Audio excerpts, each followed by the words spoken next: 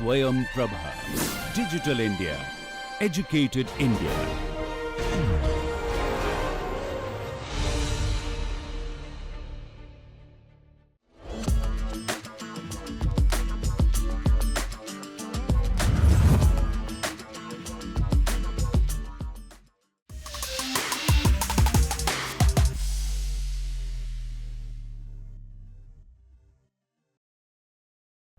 Namaste.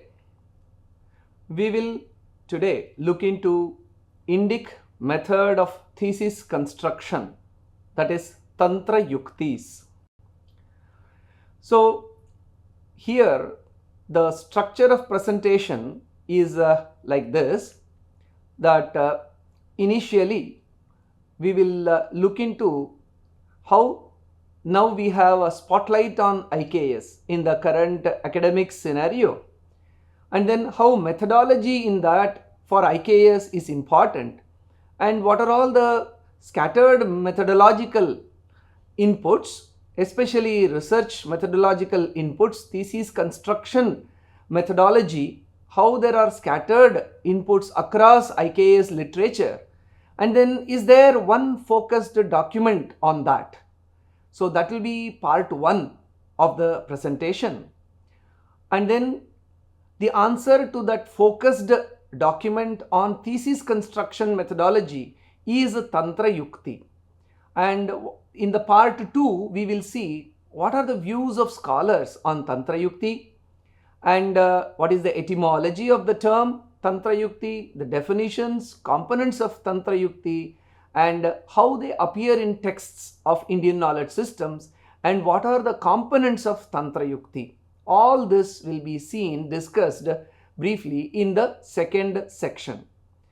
In the third section, we will see the inputs from the Tantra Yukti document on aspects of thesis construction, especially Tantra Yukti's inputs on the content, structure, and language of any given thesis.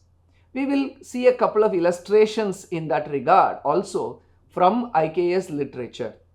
Also, we will briefly focus on the functions of Tantra Yukti in part 3. In part 4 of the discussion, we will see that Tantra Yuktis are not mere documentation. Of course, it was in vogue in the Indian knowledge system tradition. It's a spatial, temporal, and translingual spread. How influential Tantra Yuktis were in shaping the thesis of the yore of Indian knowledge systems, we will see in part 4. And in the final section, we will sum up the discussion, and of such an important documentation on thesis construction in Indian knowledge systems, what is the current status of utilization of Tantra Yuktis in academia? So that we will briefly look into, and finally we will conclude with the way ahead with regard to the Indian knowledge systems and the role of Tantra Yukti therein.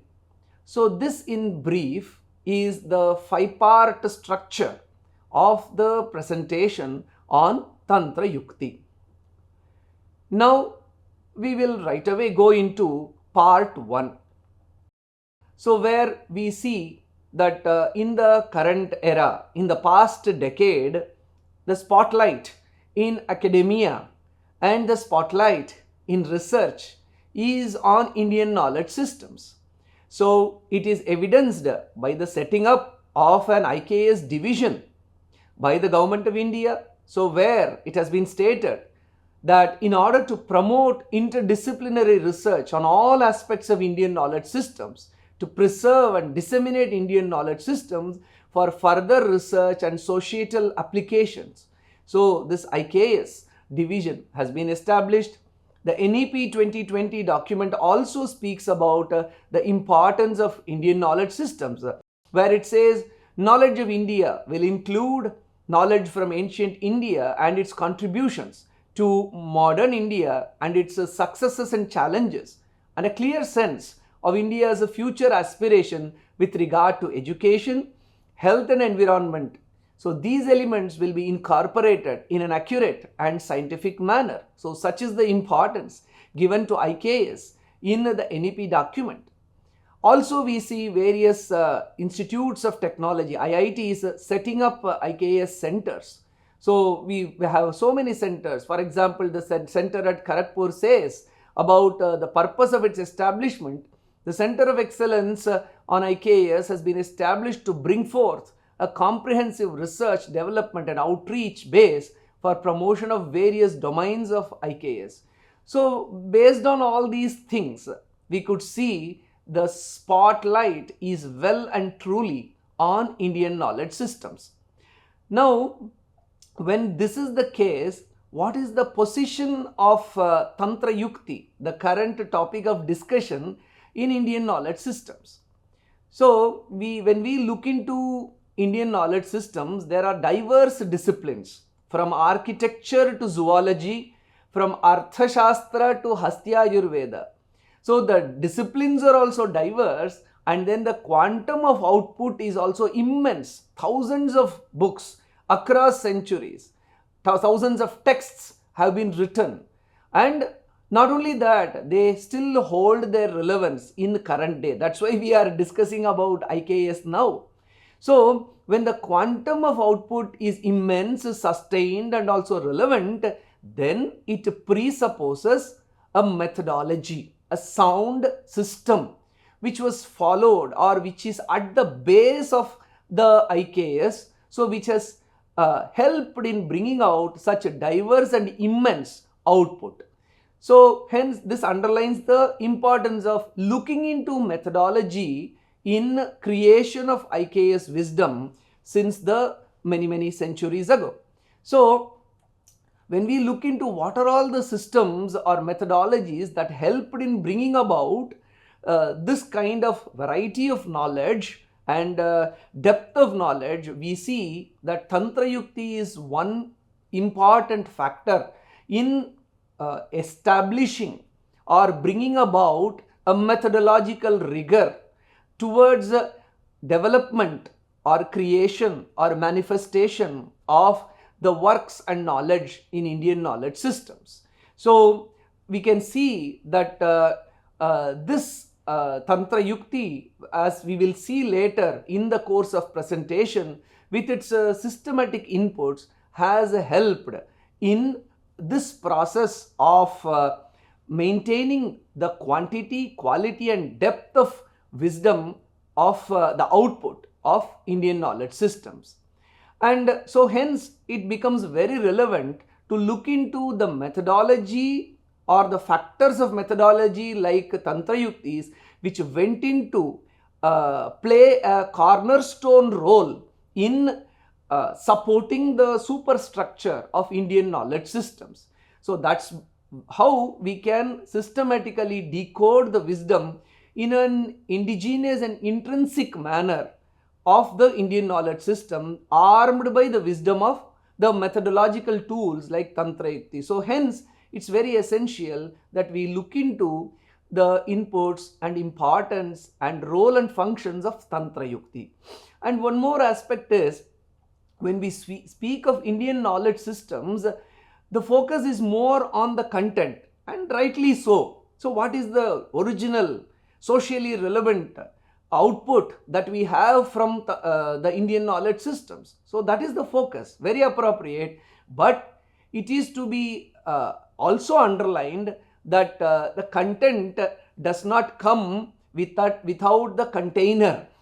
So if the content should be passed on, the container should be good, and then the container here is the methodological tools like Tantra Yukti. So hence, while the focus in IKS studies should be on the content, the container or the methodology aspects like Tantra Yukti should also be equally looked into to get a deeper and intrinsic understanding of the wisdom that lies in the Indian knowledge systems. So in this context, discussion on Tantra Yukti assumes a very great relevance.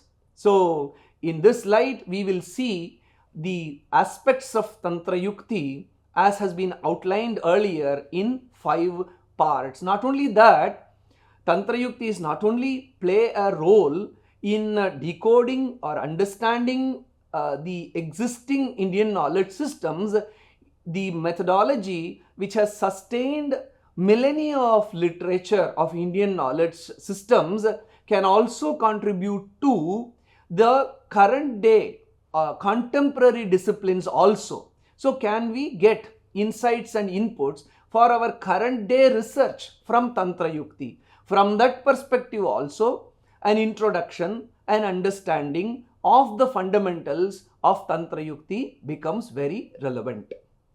Now, when we speak about the research methodology, thesis construction methodology, so in any common academic setup or university, what do we see generally in research methodology?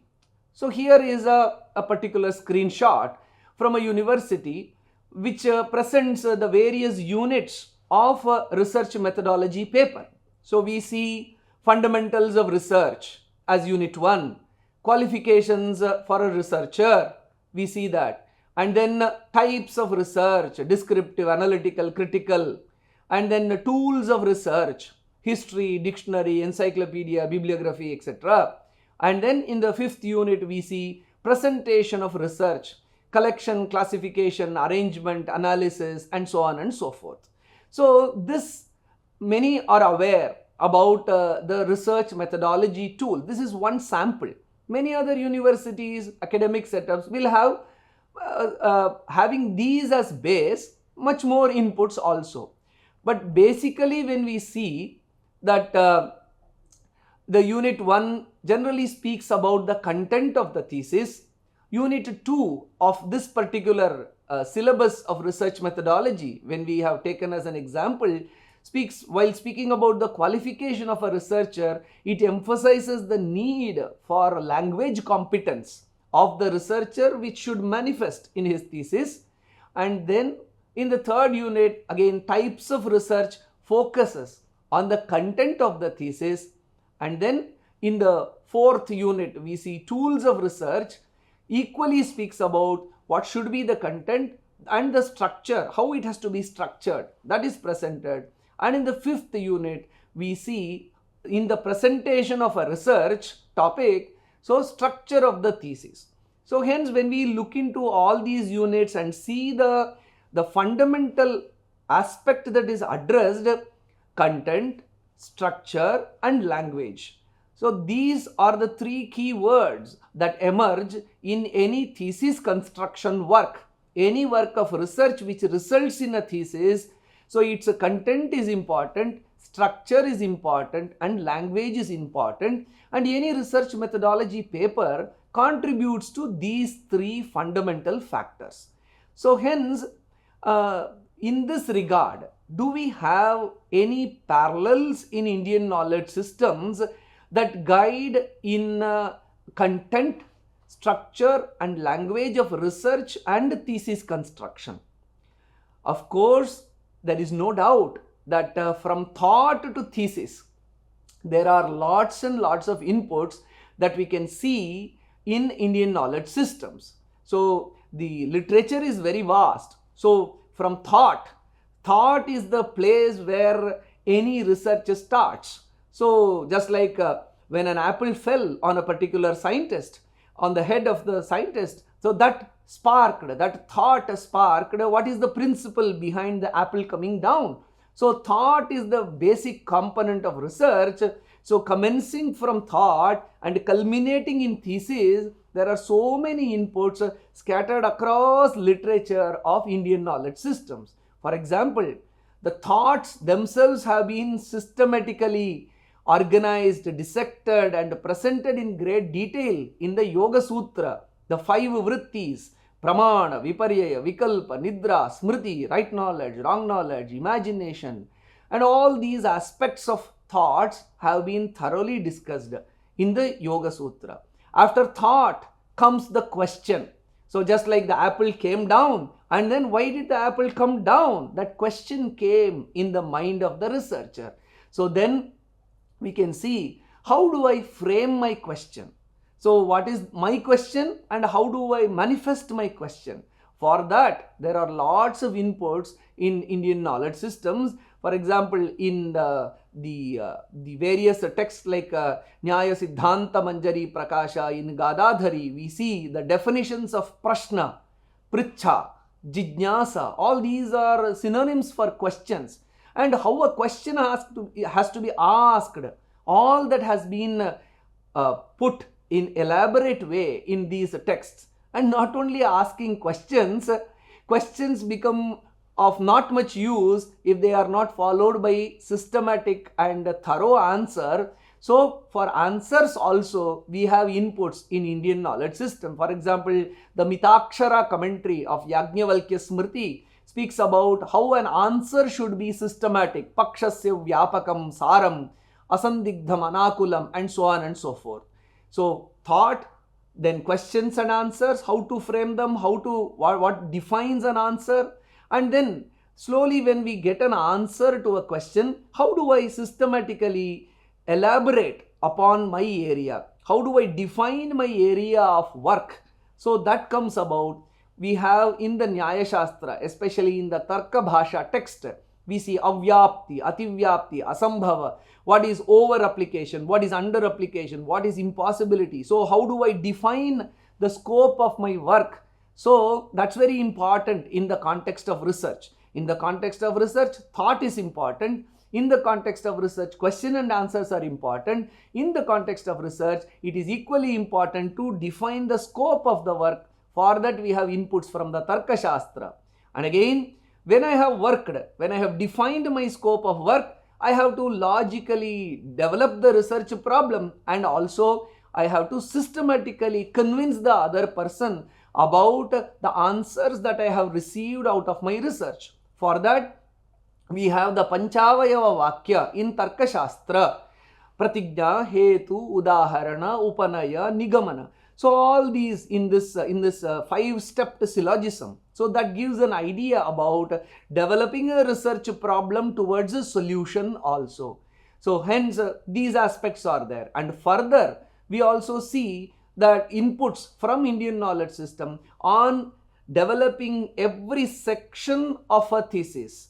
So there is this Adhikarana Lakshanam from the Mimamsa Adhikarana Kaumudi, where we see that every segment of a particular text should have a Vishayaha, Purvapaksha, Uttarapaksha, Sangati. All these aspects, they go on to developing a section of a thesis.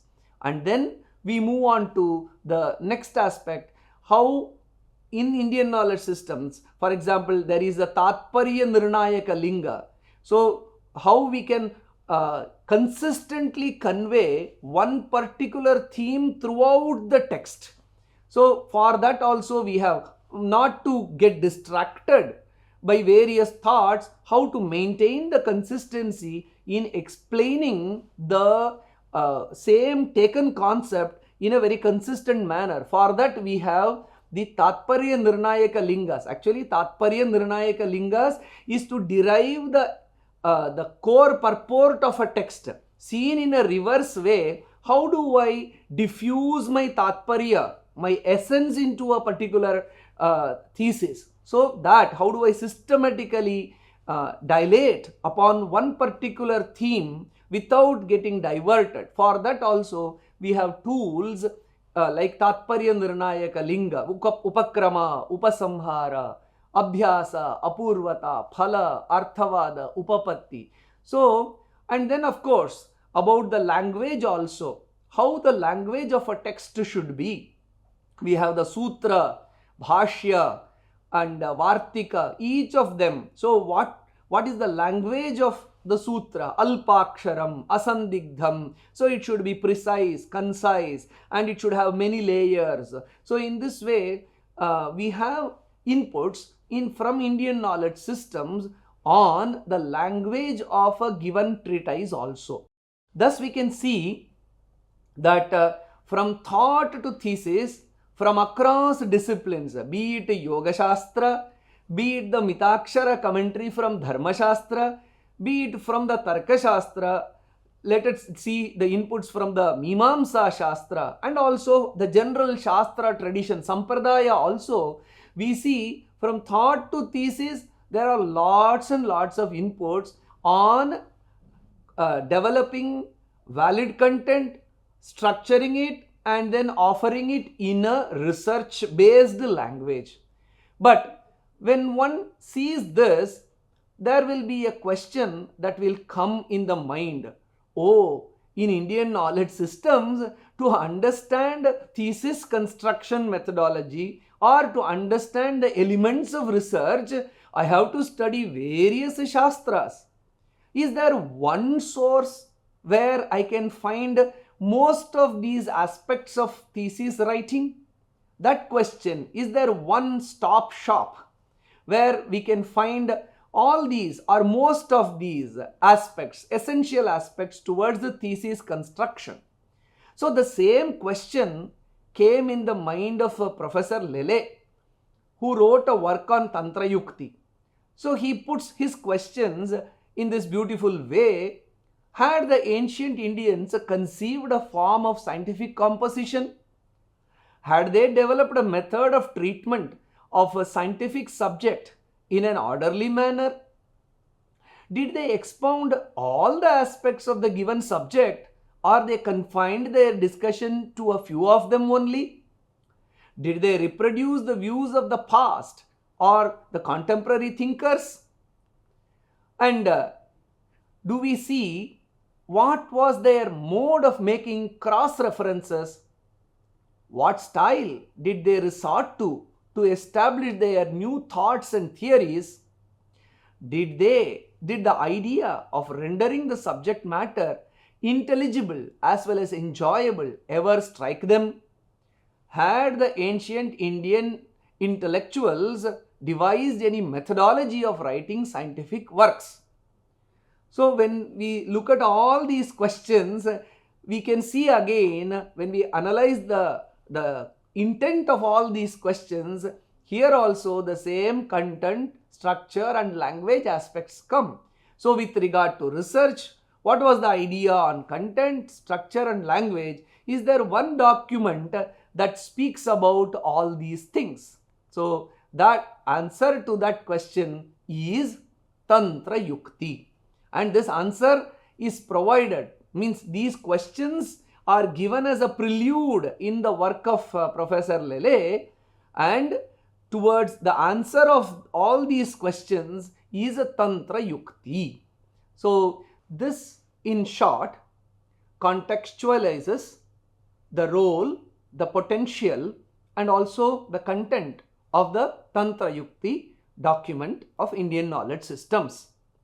So thus in this part 1, we saw how in the academia and research the spotlight is on Indian knowledge systems. We also saw the need to look into the methodological aspects of Indian knowledge systems and how there are scattered hints on methodological tools and tips in various literature of Indian knowledge systems, and one-stop shop document on the methodological tools in thesis construction, which involves content, structure and language. How Tantra Yukti is that one document that contains all these aspects. So these in short were seen in the part 1 of this presentation on Indic methodology of thesis construction, Tantra Yukti. Namaste.